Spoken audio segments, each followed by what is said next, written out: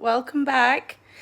Okay, so I'm doing a serial killer tonight by the name of Dennis Andrew Nilsen.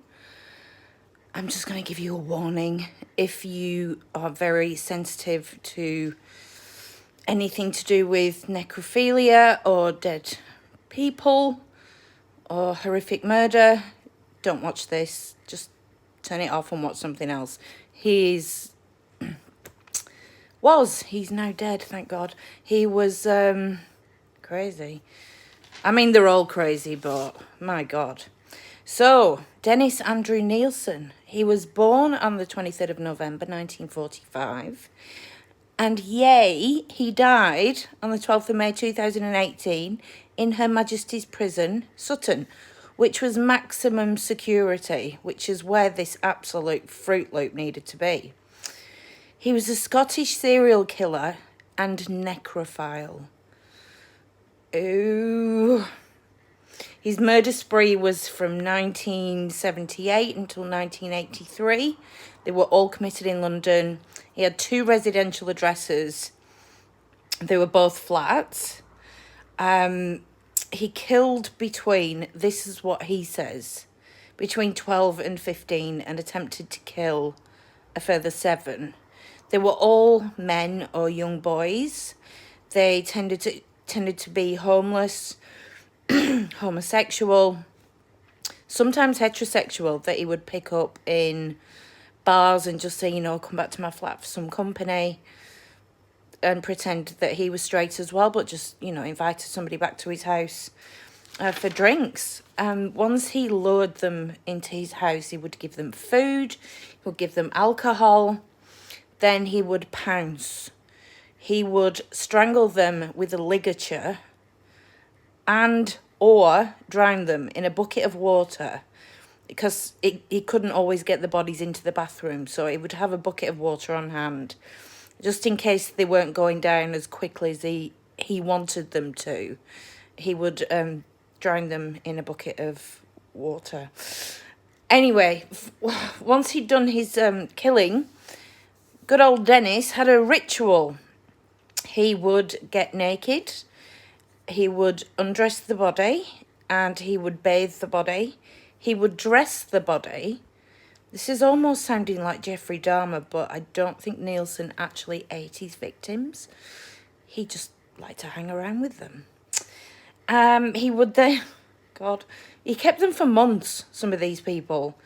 Then when he'd had enough of them, or they become too decomposed to do anything with, he would dissect them, try to burn them on a bonfire, or flush them down the toilet, as you do. He did admit, following his arrest and conviction, that he enjoyed masturbating as he viewed the dead bodies, and he became sexually aroused on an ongoing basis and did engage in sexual acts with several of the deceased people. So I'm picturing Dennis in his flat with people in armchairs and people on the couch, all dead. It's not funny, I'm just laughing because it sounds so ridiculous. And he's walking around naked, performing sex acts on these dead people. Okay, Dennis. Anyway, he kept one of his victims under the floorboards of his house for 8 months. Before he was there for 8 months, he'd actually killed him. He was a 14-year-old boy. Dennis believed him to be 17, but he was working as a homosexual prostitute or a gigolo, whichever one you want to say. He put him under the floorboards, and then about a week later, he decided that he was going to dig him up,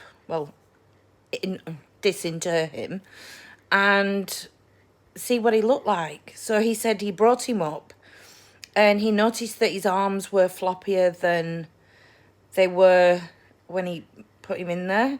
He said, but he was dirty. So Dennis got himself naked.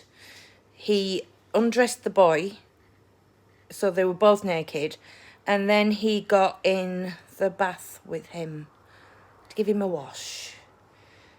For fuck's sake, Dennis, I think you needed help. Many years ago. Many. Oh, ugh. Anyway, he saw this is in interviews, Dennis saw these dead, decomposing bodies as company, as some sort of new roommate. Like, completely, but he's on the level of Dharma, except Dharma ate people.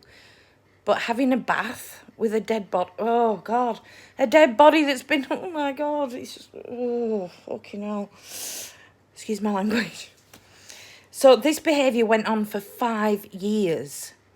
He was finally caught, right, he lived in flats. He was in the top flat, and then there were people below him. So in London, it tends to be, the townhouses are like 3-storey. So he was the top flat.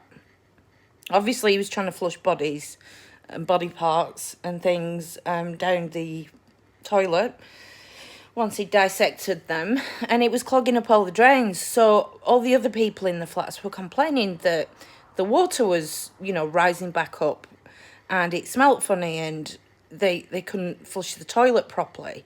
So they called Dino Rod. So this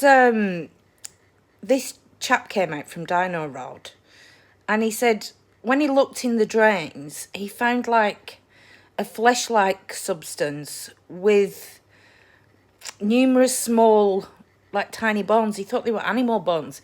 He said it was almost like somebody had thrown a Kentucky Fried Chicken dinner down the toilet and tried to flush it. So all the flesh had come off and it was just all these little bones. So he said to the tenants, I'll come back tomorrow and we'll finish the job. So he returned the next day, but with a friend, to help him do this job. And he was saying, I found this really weird stuff down the toilet. Down the drain, sorry. And it was all gone. Everything was cleaned up. And he was like, no, there was definitely bones here and flesh, I think. So they decided to do some investigating, did these Dino Rod people. Yeah, you go, Dino Rod. And they managed to get through a pipe with their telescopic lens or whatever they do and find some bones. So they brought the bones out, went to the police with them, said, look, we've been out on a job. This is what we found. Can you take a look at them? So the police took them to Professor David Bowen at the mortuary, and he examined them and said they are human remains. He said there's even the hyoid bone here that you could actually see a ligature mark on it. So police went round to see Dennis, and Dennis was like, well, I don't understand. I haven't a problem with, I've had no problem with my plumbing. And they said when they walked into the flat, I work in the medical profession. When you've smelt death or a decomposing body, you know exactly what it smells like. It's just horrible. But you know what it smells like. And as soon as you smell it again, you know exactly what it is. So the police knew as soon as they walked in, they could smell decomposition. And they just said, look, Dennis, cut the crap. Where are the rest of the bodies? And he pointed to a wardrobe and said, there's some in there.